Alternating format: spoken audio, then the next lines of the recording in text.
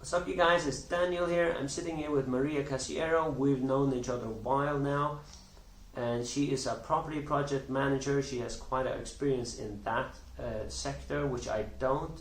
We have done a few viewings together, and I actually am looking to learn a bit of what to do, to know a few things about being a property manager. So I just want to ask her top 3 tips about being a project manager. Thank you, Daniel, and lovely to share this time with you. Okay, my tips from my experience as a property project manager is to definitely have vision and a clear overview of the project. From my point of view, that's always been one step ahead as you're working through, and to actually be involved at every stage. That doesn't mean being hands-on, it means knowing and preparing yourself. And being involved, making sure that people see your face and know that you're interested in what they're doing, that you have plans you can read and the plans with them. It's just being active and being involved, as well as having an overview of the whole project. So before you do the project, you have a vision of what's going to happen. Yes, and it's a bit like, if I can use like a helicopter flying above a cycle race, that the helicopter sees the leader and the last rider, whereas if the person in between, what I would say is a contractor working, probably can't see the beginning of the project or the end, but they're really, they're still part of the project. So from my point of view, I have to know before the project starts, make sure that all the pieces are in place, the contractors know what they're doing, all the documents are right, the finances are in place, and stage plan it so everybody knows where they're coming in, when they're working. So how about communication? So what's your take on communication? Absolutely vital, Daniel. It's a case of using the right terminology and being able to use different levels of communication that's appropriate with whether you're talking to the planning officer, an inspector, the next door neighbour who's got a problem with the project, or the contractors, and it's using the right terminology at an appropriate level.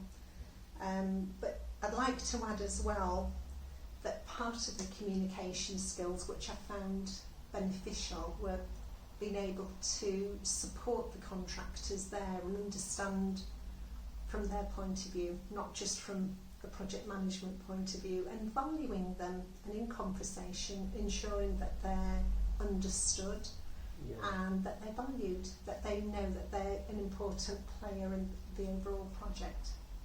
Yeah, of course. All right. And so I guess it's important for you to be a solution provider, to provide a solution for every obstacle. Yeah, I mean, at the very beginning, Daniel, we plan for most eventualities, but I think you've already gained the experience and knowledge that once contractors start ripping up the floor or knocking a wall down, there are unforeseen problems and issues that we have to address. And there could be delay. We may have to divert the contractors to another part of the building while we deal with this.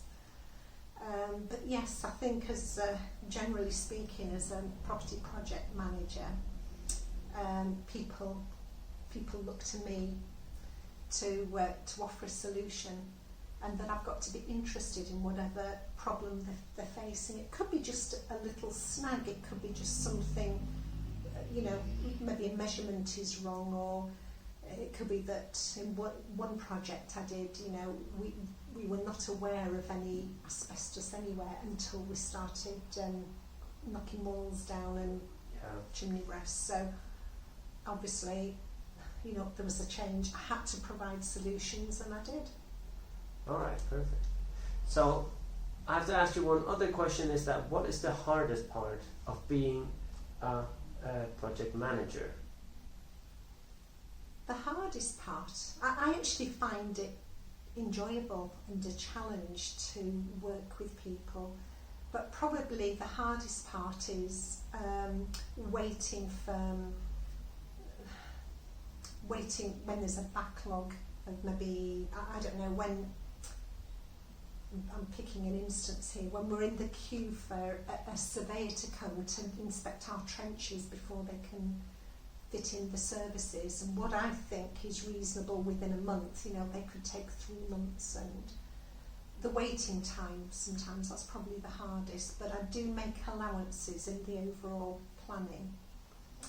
And also the weather, can be a big factor when you're ripping out windows or you're digging up the garden to do drives, parking or whatever. We are in the UK, so exactly, yeah. we have to work with the weather. But generally speaking, I just expect to be one step ahead and to try to minimise any problems. All right. And you told me actually before we filmed, you told me about a funny story about a foot. So could you maybe tell me that again, about the funniest thing that has happened? This is one of my earliest and biggest projects, and it was a very old building. It was part of a brewery that was converted into 11 residential units, and we had one of the top structural surveyors that came to measure up for the girders for the support beams of the Yorkshire stone slate roof, and he fell through the ceiling and this leg was dangling, and we all panicked, and when he eventually came down and brushed himself off and he hadn't injured himself, he was really shocked as blimey, so I've never done that before, and we just burst out laughing. But that was probably the funniest thing, to see a professional come through the ceiling. So, yeah. Alright, perfect. Well, actually I don't have any other question to ask you here. Do you have any extra tip or anything? This could be a long series, we could do this for hours. Yeah. She could probably talk for hours, but... Daniel, if there are people following you here and they maybe want to ask some questions, can I suggest that you ask them to? Yeah, you're always welcome to leave a comment. Any questions, leave a comment. If I don't know the answer, which I probably won't, I'll ask Maria and she will answer it as best as possible. We'll have a go. I'll have a go, yes. Alright. Well, yeah, perfect. So what I got out of that would be like, communication is vital and important.